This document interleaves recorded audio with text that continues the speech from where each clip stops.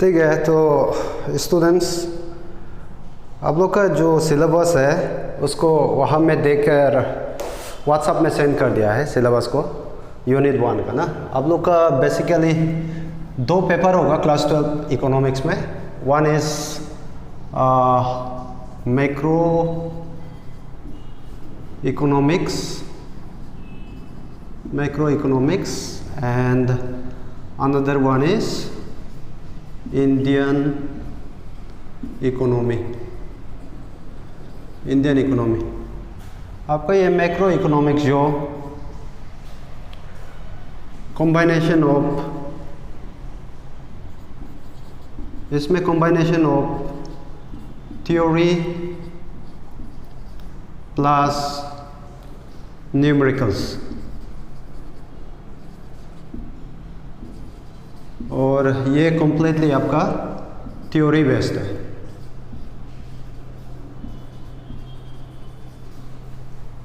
तो equal marks है दोनों में। ये मैक्रो इकोनॉमिक्स में भी आपका 50% मार्क जो यहाँ में है, और इंडियन इकोनॉमी में 50% मार्क है। और मैक्रो इकोनॉमिक्स में आपका थ्योरी होगा, थ्योरी पोर्शन होगा and numerical, and Indian economy में कम्प्लीटली थ्योरी बेस्ड होगा इसमें ना। तो सिंस ये हम लोग का फर्स्ट क्लास है, तो हम आज यहाँ सिलेबस को तो नहीं लिखा देगा, व्हाट्सएप में हम भेज देगा ना सिलेबस को। तो सिलेबस को आज व्हाट्सएप कर देगा मैक्रो इकोनॉमिक्स का, एंड लेटर इंडियन इकोनॉमी का बाद में भेज देगा ना।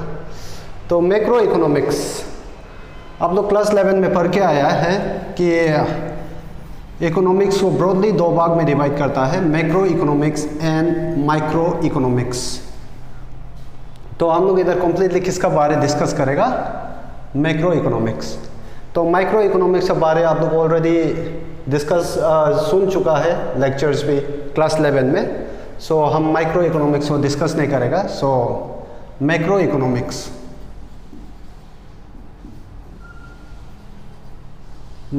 इकोनॉमिक्स, अच्छा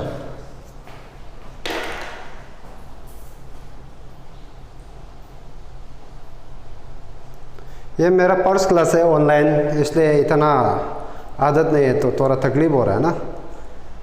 कल परसों से ठीक हो जाएगा। डायरेक्ट क्लास पर आने का आदत है ना, तो ऑनलाइन में तकलीफ लग रहा है थोड़ा सा। सो आ गया WhatsApp, okay. So meaning of macro economics. Macro economics क्या है? सबसे पहले macro economics is the branch of economics which studies total income, total expenditure, total demand etc. in the economy। तो मीनिंग लिख देगा मैक्रो इकोनॉमिक्स का। Macro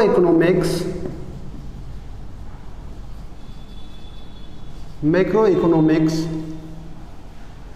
is the study of macroeconomics is the study of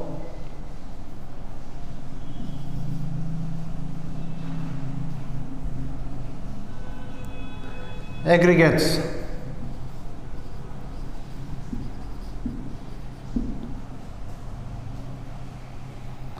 it studies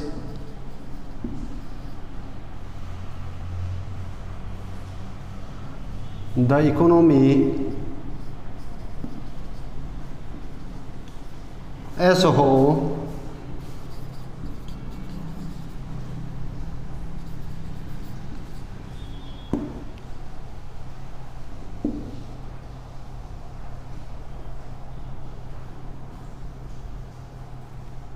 it studies about national income,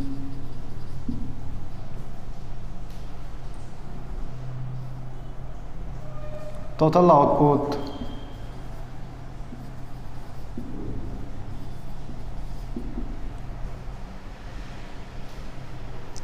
total employment,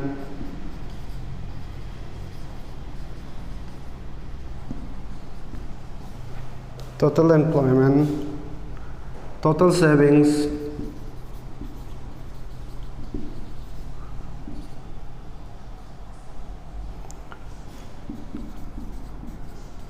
total investment,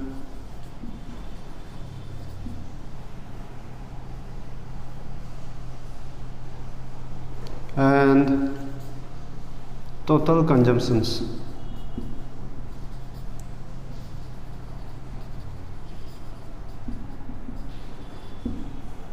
Total consumptions.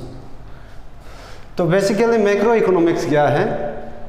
Macro economics जो study करता है aggregates, ये aggregates का meaning होता है total. That means macro economics जो entire economy को एक साथ स्टडी करता है, इंडिविजुअल बेसिस में नहीं, एग्रीगेट बेसिस में. एग्रीगेट बेसिस में यानी इकट्ठा करके एक बार में इकोनॉमी को जब स्टडी करता है तो उसको मैक्रो इकोनॉमिक्स बोलता है. So macro economics studies the economy as a whole मतलब एंटायर इकोनॉमी को एक साथ में पढ़ता है, एक साथ में, तो उसको बोलता है macro economics studies the economy as a whole. Macroeconomy study करेगा आपका नेशनल इनकम को, लेकिन माइक्रो इकोनॉमिक्स जो क्या को स्टडी करता था इंडिविजुअल इनकम को माइक्रो इकोनॉमिक्स जो स्टडी करता है. लेकिन macro economics since it is the study of aggregates, it studies national income, total output, country में टोटल कितना प्रोडक्शन हो रहा है उसको टोटल आउटपुट को पढ़ता है. कंट्री में टोटल एम्प्लॉयमेंट कितना है, कंट्री के अंदर में कितना आदमी एम्प्लॉयड है उसको टोटल एम्प्लॉयमेंट बोलता है. तो टोटल एम्प्लॉयमेंट को स्टडी करता है, टोटल सेविंग्स को स्टडी करता है, total investment and total consumption. Country का इकोनॉमी में जो total income, that is national income, total output, total employment, total saving, total investment and total consumptions के बारे में जो पढ़ता है उस branch of economics, that branch of economics is known as macroeconomics. ठीक है ना? तो कुछ भी डाउट होगा मेरा नंबर व्हाट्सएप में दिया हुआ है, you can contact me. So macro economics का मीनिंग तो समझ गया होगा. तो next, importance of macro economics. Now second topic is importance of macro economics. Display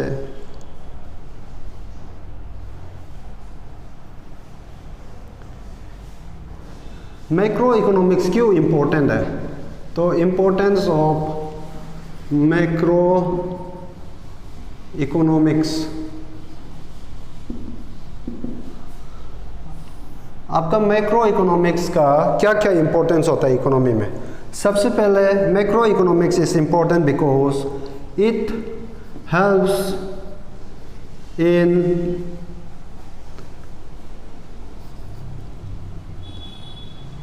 formulation of policy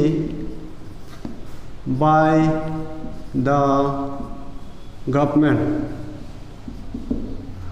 Second importance is it helps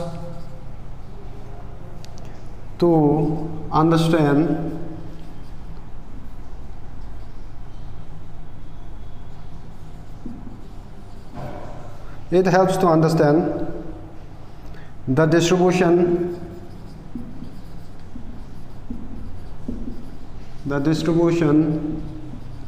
of income among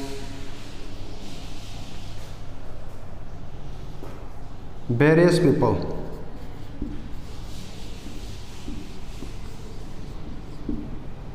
Third one is it has special significance. It has special significance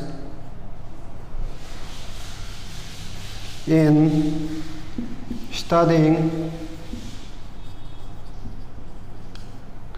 studying monetary problems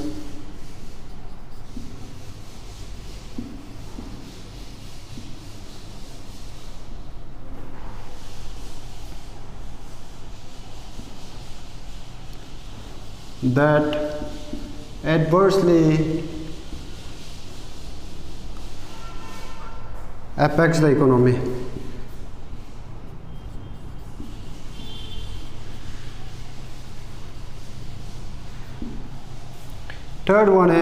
Fourth one is it facilitates international comparison.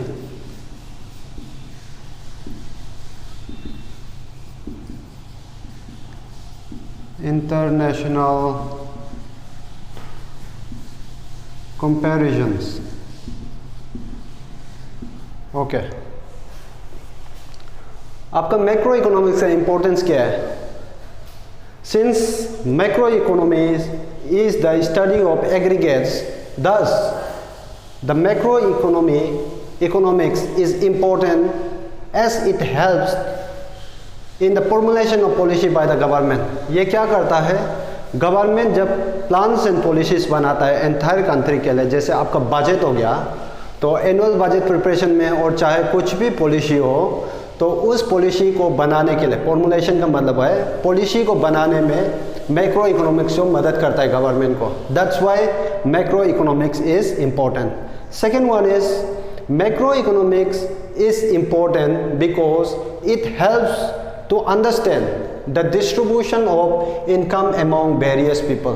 यानी country में जितना भी इंसान है, जितना भी population है, जितना भी पीपल है, उस पीपल का बीच में कंट्री का नेशनल इनकम जो किस तरह से डिस्ट्रीब्यूट हो रहा है, किस आदमी को कितना मिल रहा है, गरीब को कितना मिल रहा है, अमीर को कितना मिल रहा है, मिडिल क्लास पीपल को कितना मिल रहा है नेशनल इनकम में से, तो उस डिस्ट्रीब्यूशन ऑफ नेशनल इनकम को अमॉन्ग वेरियस पीपल, उसका बारे में अंडरस्टैंड करने में मदद करता है कौन? Macroeconomics. So macro economics is important because it helps to understand the distribution of income among various people.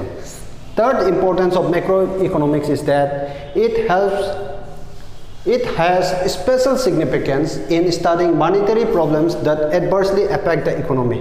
आपका कंट्री का जो मॉनेटरी पॉलिसी होता है, जैसे बजटरी पॉलिसी, आप लोग शायद यहाँ में पढ़ा हुआ क्लास 11 में, बैंक रेट होता है, repo rate, reverse repo rate, ये सब कौन है? इंडिया का जो सेंट्रल बैंक है, reserve bank of India various monetary policies बनाता है. क्या को सॉल्व करने के लिए? कंट्री का मॉनेटरी प्रॉब्लम्स को सॉल्व करने के लिए. जैसे आपका इन्फ्लेशन हो गया, डिप्लेशन हो गया, ये लोग मॉनेटरी प्रॉब्लम्स है. तो इन्फ्लेशन, डिप्लेशन, ये लोग का मतलब क्या होता है? इन्फ्लेशन का मतलब होता है कंट्री के अंदर में जो कमोडिटीज है उसका प्राइसेस जो इतना राइज हो रहा है, ठीक है, प्राइसेस इतना राइज हो रहा है तो गरीब आदमी नहीं खरीद पा रहा है. That is a monetary problem and it is known as inflation. तो इन्फ्लेशन और डिप्लेशन का केस में मॉनेटरी प्रॉब्लम्स राइज हो जाता है कंट्री में.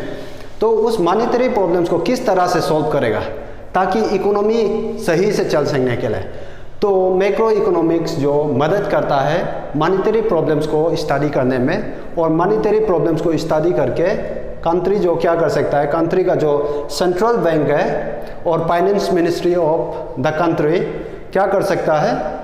मॉनेटरी प्रॉब्लम को सॉल्व कर सकता है. And another importance of macro economics is that it facilitates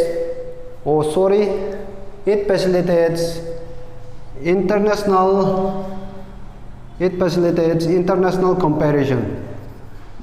comparisons. Okay, international comparison कैसे होता है?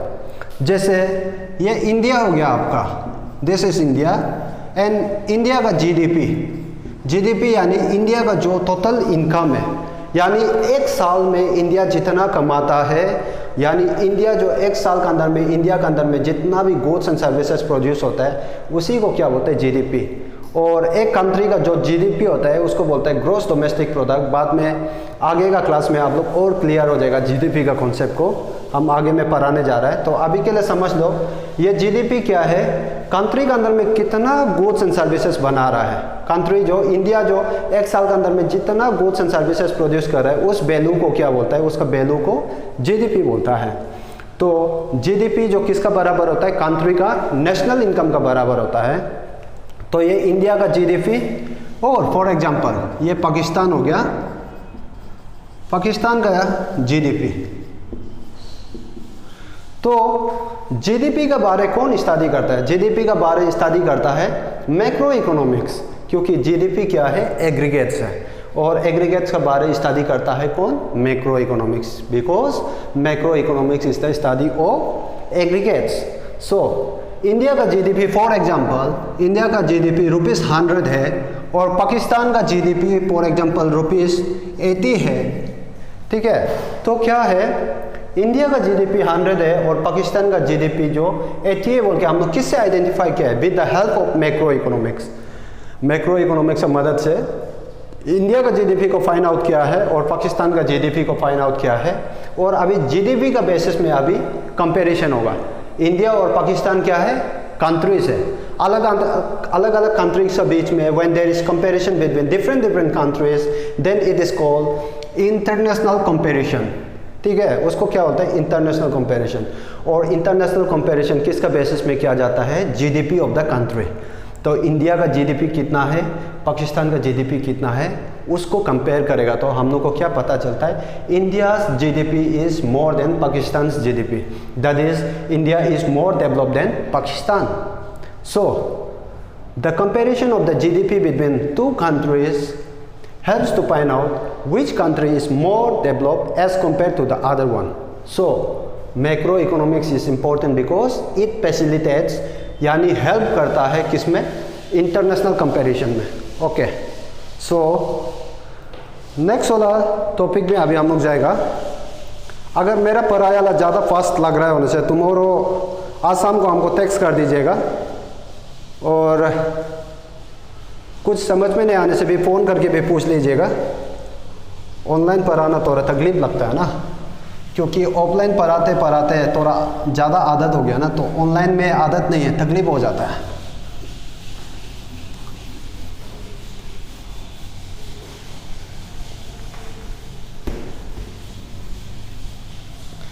Okay, next one is, and जितना भी हम नोट्स प्रोवाइड किया है, it is sufficient for your exam point of view. अगर मेरा नोट्स दिया वाला को अगर आप पढ़ता है तो you no need to refer any other books, any other source refer करने जरूरी नहीं है। You can entirely rely upon my notes. मेरा नोट्स को पढ़ में एंटायरली कॉन्फिडेंटली आप उसी को पढ़ के एग्जाम जाके एग्जाम में जाके दे सकता है, and you will be able to score very good marks. So बहुत अच्छा मार्क स्कोर कर सकता है आप वहाँ से, कोई दूसरा सोर्स पढ़ने जरूरी नहीं है। ये मेरा सेल्फ मेड नोट्स है ना, बहुत अलग अलग सोर्स यूज़ करके अलग अलग किताब से नोट्स प्रिपेयर किया हुआ है। सो मैक्रो इकोनॉमिक्स को हम लोग अच्छा से समझने के लिए बहुत सारा ऐसे छोटा छोटा कंसेप्ट है। फॉर एग्जांपल, जैसे आप मैथमेटिक्स को समझने से पहले 1 2 3 4 समझना जरूरी है, उसी तरह मैक्रो इकोनॉमिक्स को समझने के लिए भी बहुत छोटा सा कंसेप्ट होता है, उसको बोलता है बेसिक कंसेप्ट्स इन मैक्रो इकोनॉमिक्स। नोट्स में भी प्रोवाइड कर दिया, तो बेसिक कंसेप्ट्स इन मैक्रो इकोनॉमिक्स, बेसिक कंसेप्ट्स इन मैक्रो इकोनॉमिक्स। आपका एक्चुअली नोट्स में पूरा दे के रखा हुआ है, तो हम सिर्फ ये पॉइंट को एक्सप्लेन कर देगा, आप लोग नोट्स को पढ़ के देखिएगा, एंड टुमारो हमको जैसे भी फीडबैक दे दो ताकि हम टीचिंग मेथड में भी चेंजेस ला सकें ना। सो मैक्रो इकोनॉमिक्स का बेसिक कंसेप्ट में सबसे पहले आपका आएगा final goods,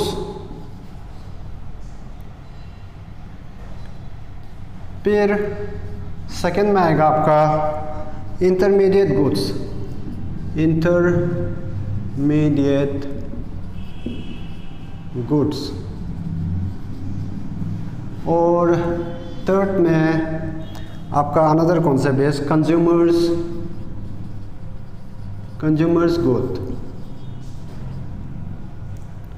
So fourth one is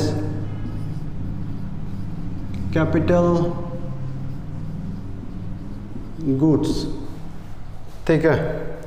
तो इसमें जाने से पहले, ये कंसेप्ट्स को डिस्कस करने से पहले, first of all we need to know that for the production of goods and services का प्रोडक्शन के लिए मेनली 4 फैक्टर्स जरूरी होता है। वो तो आप लोग क्लास 9 का इकोनॉमिक्स में भी पढ़ चुका है। प्रोडक्शन के लिए 4 फैक्टर्स होता है, 4 फैक्टर्स आते हैं। प्रोडक्शन के लिए 4 फैक्टर्स होता है। तो चारों फैक्टर जो क्या है, सबसे पहले प्रोडक्शन शुरू करने के लिए क्या चाहिए? ज़मीन चाहिए। ज़मीन नहीं होने से इंसान कहाँ में खड़ा करेगा, कहाँ में बिल्डिंग बनाएगा? तो कैसे करके, हवा में उड़ के तो नहीं बना सकता। So for that purpose land is compulsory. So land is the first requisite factors in the production process. Production के लिए सबसे पहले आपको क्या चाहिए? लैंड। फिर सेकेंड क्या चाहिए? लैंड तो खुद से प्रोड्यूस नहीं करेगा। फिर सेकेंड जो क्या चाहिए? लेबर, काम करने वाला चाहिए। So labour is the second factor of production. तो सॉरी, थोड़ा दिन से बात नहीं किया, अकेला बैठ के क्वारंटाइन में हकला रहा है। तो लैंड, लेबर, लैंड पार्ट्स खरीदना पड़ेगा। एंड आफ्टर दैट लैंड को खरीदने के बाद प्रोडक्शन करने के लिए हम लोग लेबर खरीदना पड़ेगा, लेबर जो काम करेगा, ठीक है। तो labour is the second factor of production. Third one is capital. Labour तो आपको फ्री में काम नहीं कर देगा ना, तो लेबर को और लैंड को खरीदने के लिए, लेबर को हाजिरा देने के लिए लेबर को क्या पे करना पड़ेगा? वेज, यानी सैलरी पे करना पड़ेगा। तो सैलरी पे करने के लिए आपके पास में क्या होना पड़ेगा? रुपया होना पड़ेगा। That money is known as capital. और दूसरा चीज़ जो लैंड आपका पास में खुद से ऑलरेडी है, that is a different case. Otherwise business में क्या करना पड़ता है? बिजनेस शुरू करने के लिए ज़मीन खरीदना पड़ता है। खरीदेगा कहाँ से? रुपया से। For that purpose capital is required. Capital यानी मनी। तो फर्स्ट जो लैंड चाहिए, लेबर चाहिए, कैपिटल चाहिए। And another one is entrepreneur का मतलब क्या होता है? ओनर।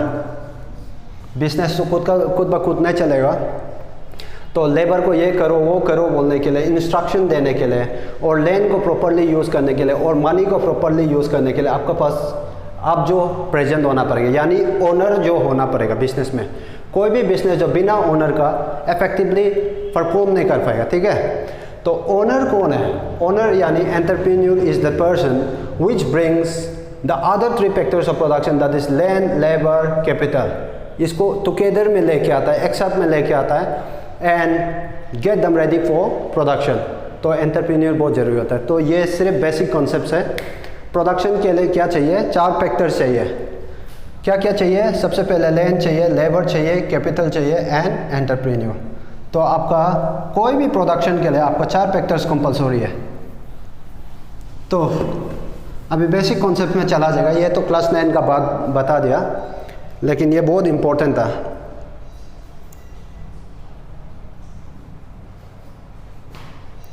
सबसे पहले इसको थोड़ा सा चेंज कर देता है, इसको इंटरमीडिएट गुड्स कर देता है, इंटरमीडिएट गुड्स, और final goods. Okay, intermediate goods. For example, आप एक एग्जांपल ले लो कि शुगर का एग्जांपल ले लेता है। तो शुगर यानी चीनी जो क्या से बन रहा है? चीनी को बनाने के लिए क्या चाहिए आपका चीनी को बनाने के लिए आपको चाहिए शुगर केन का मदद से चीनी बनता है, सबको पता होगा। तो बिना शुगर केन का शुगर बनाना इम्पॉसिबल है। तो कोई भी हम लोग ऐसे रियल लाइफ में भी हम लोग बोलता है, जैसे ब्रेड बनाने के लिए रॉ मटेरियल चाहिए बोलता है। क्या रॉ मटेरियल चाहिए ब्रेड बनाने के लिए? ब्रेड बनाने के लिए आपको आटा चाहिए, ठीक है। आटा से बनता है ना, मालूम नहीं, मैदा है मालूम नहीं। तो आटा या तो मैदा, दोनों में से ब्रेड बनता है, इतना क्लियर है। तो दोनों में से एक चाहिए ब्रेड बनाने के लिए। ब्रेड बनाने के लिए आपको क्या चाहिए? आटा या मैदा। तो आटा या मैदा जिससे ब्रेड बन रहा है उसको क्या बोलते हैं हम लोग? Raw materials. That is known as raw materials. यानी वो चीज़ जो खाने लायक नहीं है अभी तक, जो अभी तक पका हुआ नहीं है, जो अभी तक खाने के लिए रेडी नहीं है, उसको रो बोलते हैं ना, रो। जैसे चावल जो क्या है, रो। चावल जब तक नहीं पकाएगा तो राइस को हम लोग रो बोलेगा, क्योंकि वो अभी तक रेडी नहीं खाने के लिए। तो रो मटेरियल्स का मतलब होता है वो सामान जिसका द्वारा हम लोग दूसरा सामान प्रोड्यूस करते हैं। फॉर एग्जांपल शुगर केन से हम लोग क्या बनाएगा, हम लोग शुगर केन से शुगर बनाएगा। सो शुगर केन को हम लोग क्या बोलेगा, रॉ मटेरियल्स। किसका कॉन्टेक्स्ट में, शुगर का प्रोडक्शन में। जब हम लोग शुगर का प्रोडक्शन कर रहे हैं तो शुगर केन को हम लोग रॉ मटेरियल्स बोलेगा। तो इसी रॉ मटेरियल्स को, this raw materials is known as intermediate goods. Okay, तो इंटरमीडिएट गुड्स का मतलब क्या होता है, raw materials which helps in the production of other commodities, यानी दूसरा सामान बनाने के लिए जो सामान मदद करता है उसको इंटरमीडिएट गुड बोलता है। ठीक है, intermediate goods refers to the raw materials which helps in the production of the commodities। ठीक है, तो जैसे आटा को ब्रेड को बनाने के लिए आटा चाहिए, तो आटा जो क्या होगा, आटा जो रॉ मटेरियल हो जाएगा ब्रेड के लिए, तो उसी आटा को क्या बोलेगा, इंटरमीडिएट गुड्स। तो शुगर बनाने के लिए शुगर केन चाहिए, तो ये शुगर केन जो क्या है, रॉ मटेरियल्स यानी इंटरमीडिएट गुड्स। क्लियर ना, तो उसको इंटरमीडिएट गुड्स बोलता है। तो इंटरमीडिएट गुड्स का तो डेफिनेशन मीनिंग पूरा अच्छा से लिख के दे दिया है नोट्स में, एक बार पढ़ लो। अगर समझ में नहीं आता है उनसे सेकेंड टाइम फिर बताएगा। ठीक है, फाइनल गुड्स क्या है, जैसे आपका ये क्या हो गया, शुगर केन जो क्या था, हम रॉ मटेरियल्स बताया, that is sugarcane means intermediate goods. Why it is intermediate goods? Because it helps in the production of sugar जो क्या हो जाएगा आपका, ये शुगर होगा, ये कौन सा कैटेगरी में आ जाएगा, फाइनल गुड्स यानी those goods which are ready for consumption by the consumer। ठीक है, कंज्यूमर का द्वारा कंज्यूम करने के लिए जो चीज़ ऑलरेडी रेडी होके बैठा हुआ है उसको क्या बोलेगा, फाइनल गुड्स। फॉर एग्जाम्पल आप एग्जाम्पल दे सकता है बिस्कुट को आप दुकान में जाके खरीद के डायरेक्ट खा सकता है ना, पैकेट को खोलेगा डायरेक्ट खा दिया।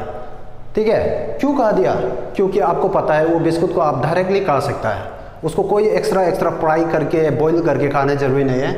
यानी जो सामान ऑलरेडी पूरा पहले से पैकिंग करके रेडी करके रखा है, सिर्फ आपको खोल के मुंह में घुसा के खाना है, that is known as final goods.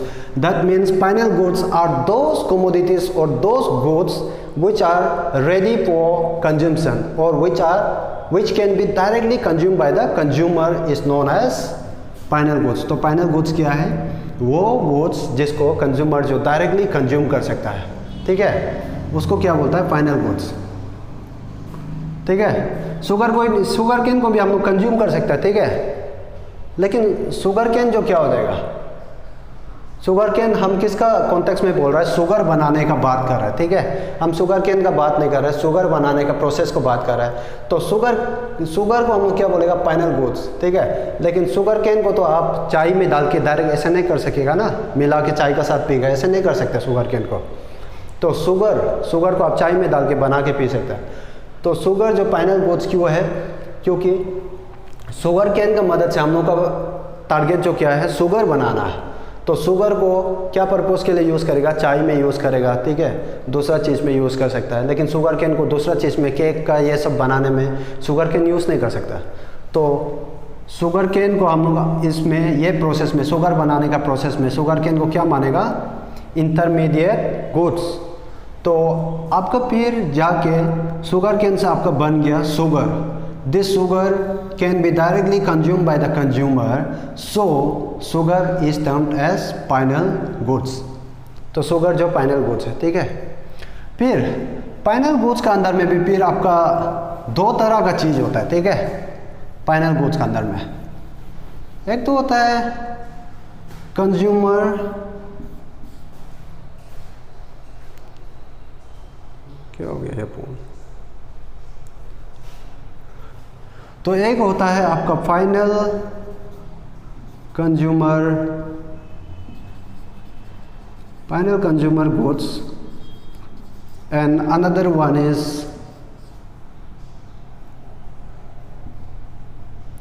Final producer good. ठीक है, तो आपका फाइनल कंज्यूमर गुड्स को आगे समझ लो। ये फाइनल कंज्यूमर गुड्स पहले हम लोग क्या बनाया था, शुगर से, शुगर केन से हम लोग क्या बनाया था, शुगर बनाया था।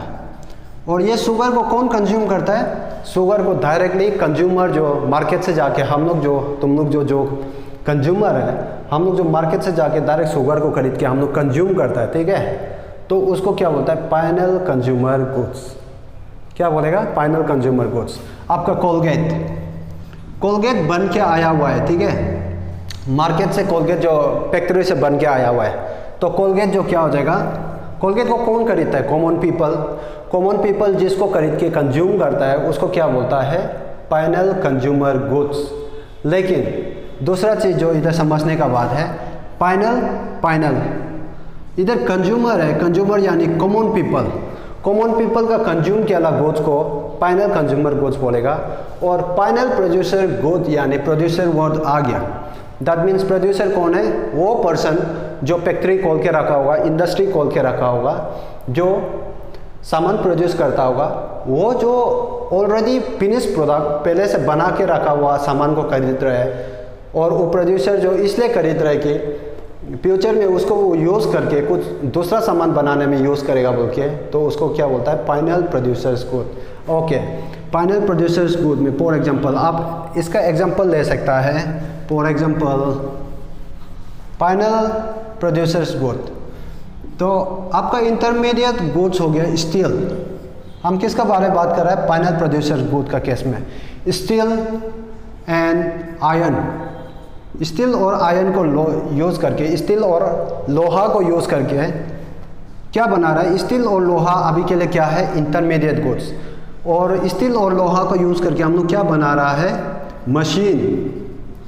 क्या मशीन, कपड़ा बनाने वाला मशीन। कपड़ा बनाने वाला मशीन को कौन खरीदेगा, प्रोड्यूसर जो खरीदेगा। ठीक है, ये मशीन जो क्या है, मशीन को खरीदने के बाद आप एक्स्ट्रा उसमें चेंजेस लाने के लिए ज़रूरत नहीं है। मशीन जो डायरेक्टली यूज़ करने के लिए रेडी होता है, सो मशीन को क्या बोलता है, फाइनल गुड्स। लेकिन किस तरह का फाइनल गुड्स है मशीन जो, क्योंकि मशीन जो फ्यूचर में प्रोडक्शन में मदद करेगा, इसलिए इसको कौन यूज़ करेगा, प्रोड्यूसर। प्रोडक्शन में मदद करेगा because it will be used by the producer, so it will help in production.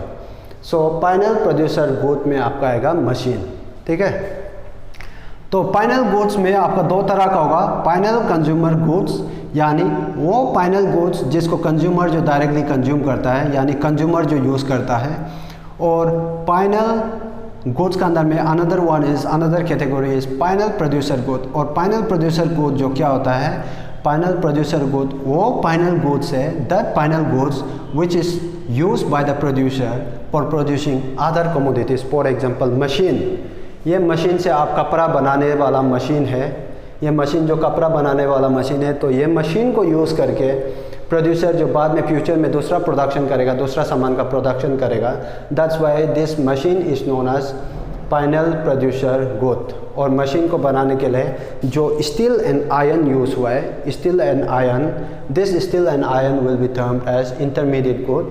और मशीन जो क्या हो जाएगा, final producer good, because it will help in the production of other commodities and it will be used by the producer. Producer का द्वारा use किया जाएगा। ठीक है, तो कंज्यूमर्स गुड क्लियर है ना। अगर क्लियर नहीं आने से पूछ लो फोन कर। इंटरमीडिएट गुड्स और फाइनल गुड्स तो क्लियर हो जाना चाहिए। And now another one is consumer goods. Consumer goods को हम पहले भी बता दिया, कंज्यूमर गुड्स क्या है। फाइनल कंज्यूमर गुड्स का मतलब क्या होता है, कंज्यूमर गुड्स। ठीक है, फाइनल गुड्स के अंदर में दो था, one is final consumer goods which is also known as or commonly called as consumer goods, और फाइनल प्रोड्यूसर गुड्स।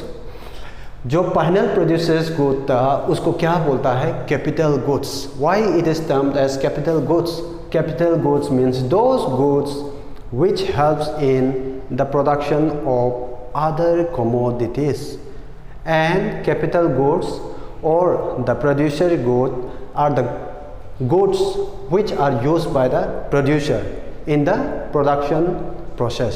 ठीक है, क्लियर ना? तो कंज्यूमर गुड्स में आपका मेनली 3 तरह का कंज्यूमर गुड्स होता है। ड्यूरेबल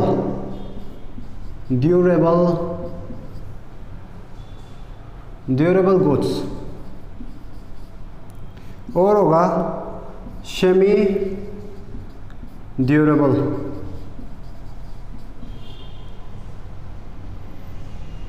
फिर आपका आएगा नॉन ड्यूरेबल, और आएगा आपका सर्विसेज।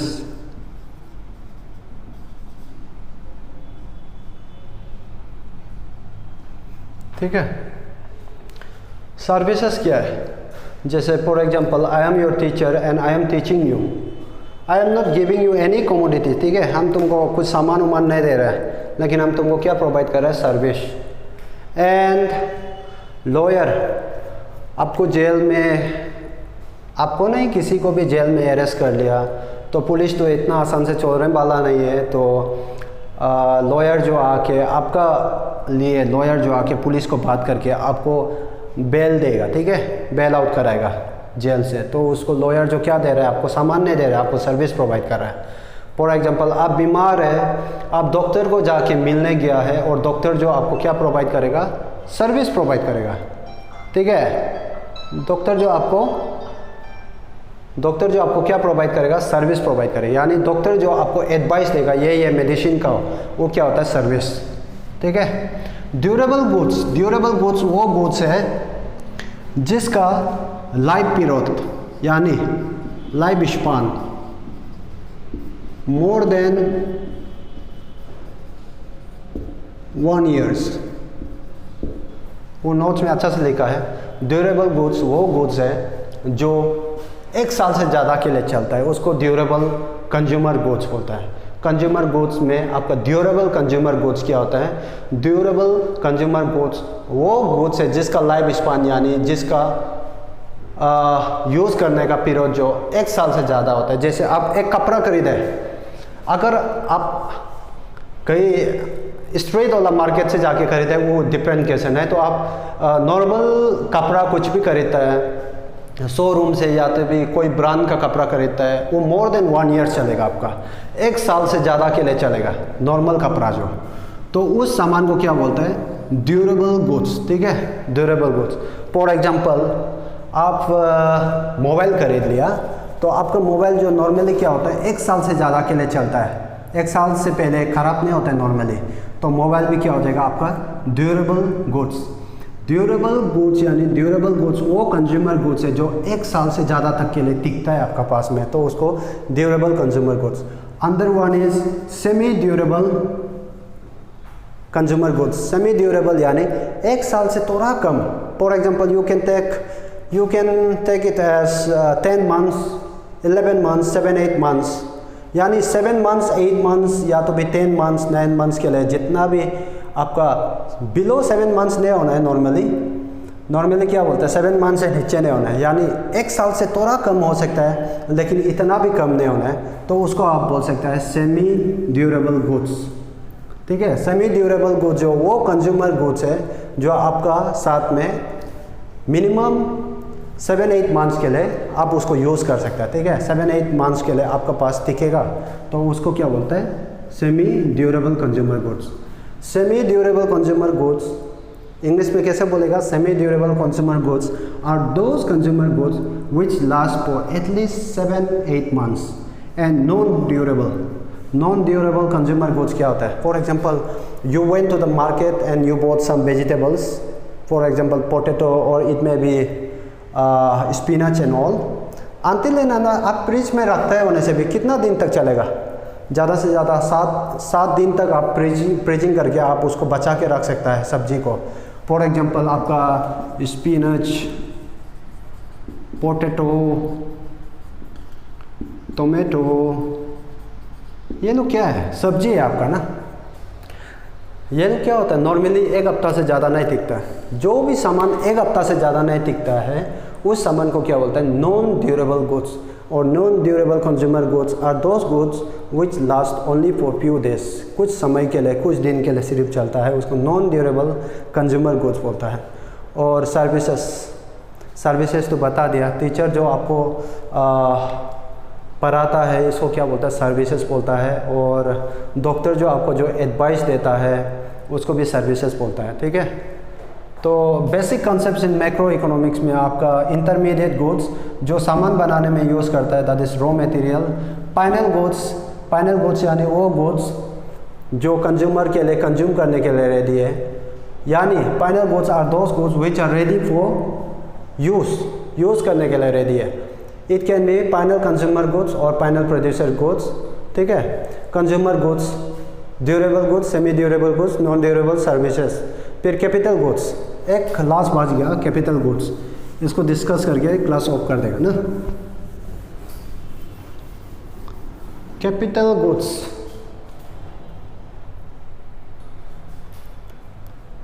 कैपिटल गुड्स को सिंपली आप क्या समझ सकता है, कैपिटल गुड्स आर